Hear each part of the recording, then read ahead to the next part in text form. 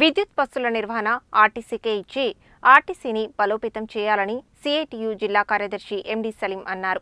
కార్మికుల సమస్యలు పరిష్కరించాలని డిమాండ్ చేశారు. మంగళవారం సిఐటియు రాష్ట్ర కమిటీ పిలుపు మేరకు దొడ్డి కొమరయ్య భవన్ నుండి ప్రదర్శనగా వెళ్లి నల్గొండ ఆర్టీసీ డిపో ముందు ధర్నా నిర్వహించారు. ఈ సందర్భంగా సిఐటియు జిల్లా కార్యదర్శి ఎండి సలీం మాట్లాడుతూ కేంద్ర ప్రభుత్వం తీసుకువచ్చిన ఎంవీ యాక్ట్ 2019 విద్యుత్ బస్సుల విధానం వల్ల ఆర్టీసీలు తీవ్రమైన పరిస్థితులు ఎదుర్కొంటున్నాయని, విద్యుత్ బస్సుల వల్ల ఆర్టీసీలు కనుమరుగై ప్రైవేటు, కార్పొరేట్ కంపెనీలు మాత్రమే ఆర్టీసీలో మిగిలే పరిస్థితి ఉంటుందని ఆవేదన వ్యక్తం చేశారు. ఈ నేపథ్యంలో విద్యుత్ బస్సుల విధానంలో మార్పులు చేసి విద్యుత్ బస్సుల కొనుగోలు, నిర్వహణ, ఆపరేషన్స్ అన్ని ఆర్టీసీ చేసేలా చర్యలు తీసుకోవాలని, ఆర్టీసీల ఆదాయానికి ఖర్చుకు మధ్య ఉన్న వ్యత్యాసాన్ని ప్రభుత్వాలు రీయింబర్స్ చేయాలని డిమాండ్ చేశారు. కేంద్ర ప్రభుత్వ విద్యుత్ బస్సుల విధానంలో మార్పు చేసి జీసీసీ పద్ధతిని రద్దు చేసి ప్రైవేటు సంస్థలకు ఇస్తున్న అన్ని సబ్సిడీలను ఆర్టీసీలకు ఇవ్వాలని, ఆర్టీసీలే నేరుగా విద్యుత్ బస్సులను సమకూర్చుకునేందుకు అవకాశం ఇవ్వాలని, ఇందుకు బడ్జెట్లో నిధులు కేటాయించాలని డిమాండ్ చేశారు.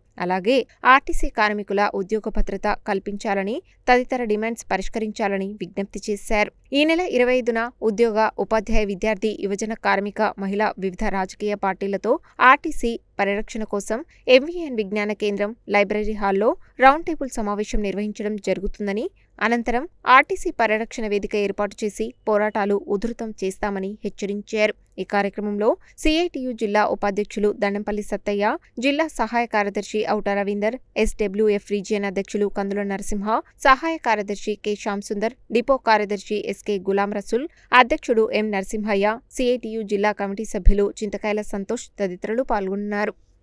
ఆర్టీసీని పరిరక్షించాలని చెప్పి కోరుతూ సిఐటియు ఆధ్వర్యంలో ఈరోజు నల్గొండ బస్ డిపో కార్యాలయం ముందు పెద్ద ఎత్తున నిరసన తెలియజేసి ధర్నా తెలియజేయడం అనేటటువంటి జరుగుతూ ఉంది. ప్రభుత్వ ప్రైవేటీకరణ విధానాల వల్ల ఆర్టీసీ లాంటి సంస్థని కూడా ప్రైవేటు వాళ్ళకు అప్పచెప్పేటటువంటి పద్ధతిని తీసుకొచ్చింది. దీంట్లో ముఖ్యంగా జీజీసీ పద్ధతిని తీసుకొచ్చి మొత్తం సంస్థనే నిర్వీర్యం చేసేటటువంటి ప్రయత్నం చేస్తూ ఉంది. ముఖ్యంగా ఆర్టీసీకి సంబంధించినటువంటి ఆస్తులన్నింటినీ కూడా ప్రైవేటు వ్యక్తులకు అప్పచెప్పేటటువంటి ప్రయత్నం చేస్తూ ఉంది. లాభాలు వచ్చేటటువంటి అన్ని రూట్లని ఎలక్ట్రిసిటీ బస్సులు తిప్పుతూ ఉంది.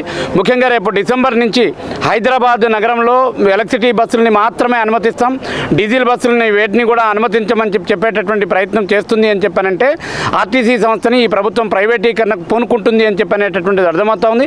వెంటనే ప్రభుత్వం ఈ ఆర్టీసీకి సంబంధించినటువంటి ప్రైవేటు బస్సులన్నింటినీ కూడా, ఎలక్ట్రిసిటీ బస్సులన్నింటిని కూడా ఆర్టీసీకి అప్పచెప్పాలని చెప్పి సిఐటియుగా డిమాండ్ చేస్తా ఉన్నాం. లేని పక్షంలో పెద్ద ఎత్తున ప్రజలందరినీ కూడా సమీకరించి ఆందోళన పోరాటాలు నిర్వహిస్తామని చెప్పి తెలియజేస్తాం. రంగ రవాణా సంస్థ అనేటువంటి ఆర్టీసీని ఈరోజు రాష్ట్ర ప్రభుత్వం క్రమంగా ప్రైవేటు వైపు తీసుకోవడానికి కుట్ర చేస్తూ ఉంది. ఎలక్ట్రిసిటీ బస్సుల్ని ప్రవేశపెట్టి ప్రైవేటు సంస్థలకు ఇస్తూ అది క్రమంగా దాన్ని ప్రైవేటు సంస్థలకు అప్పచెప్పే చర్యను సిఐటియు ఖండిస్తూ ఈరోజు రాష్ట్ర వ్యాప్తంగా 197 ఆర్టీసీ డిపోలు అన్నింటి ముందు కూడా ధర్నా చేయాలని చెప్పి పిలుపునిచ్చినాం. ఆర్టీసీని కాపాడుకోవడం కోసం ఈ యొక్క ఉద్యమాన్ని మరింత ఉధృతం చేస్తాం. అదేవిధంగా ఆర్టీసీ సంబంధించిన కార్మికుల సమస్యలు కూడా పరిష్కరించే పరిస్థితి లేదు. 2021-25 PRC సంబంధించినటువంటి వేతనాలు పెంచాల్సిన అవసరం ఉంది. ఇతర సమస్యలు చాలా ఉన్నాయి. కండక్టర్, డ్రైవర్ల వేధింపులు కూడా పెరుగుతున్న పరిస్థితి ఉంది.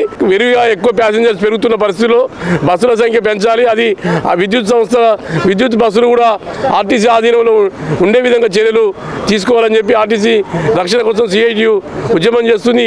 వ్యాప్తంగా అన్ని డిపోల ముందు ఆర్టీసీని కాపాడాలని చెప్పేసి ఈ యొక్క ప్రభుత్వ రంగ సంస్థ అనేక సంవత్సరాల నుండి ప్రజలకు సేవలు అందిస్తుంది. ఈరోజు గతంలో కేసీఆర్ ప్రభుత్వం ఉన్నప్పుడు దీన్ని పూర్తిగా నిర్వీర్యం చేశారు.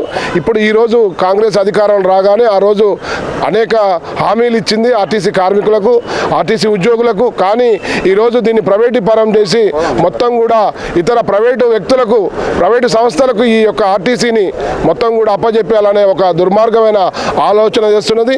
మేము సిఐటిగా ఈరోజు ఆ కార్మికుల పరిరక్షణ కోసం, ఆర్టీని పరిరక్షణ కోసం ఈ యొక్క పోరాటం భవిష్యత్తులో మరింత ఉధృతం చేస్తామని చెప్పేసి సందర్భంగా తెలియజేస్తున్నాం.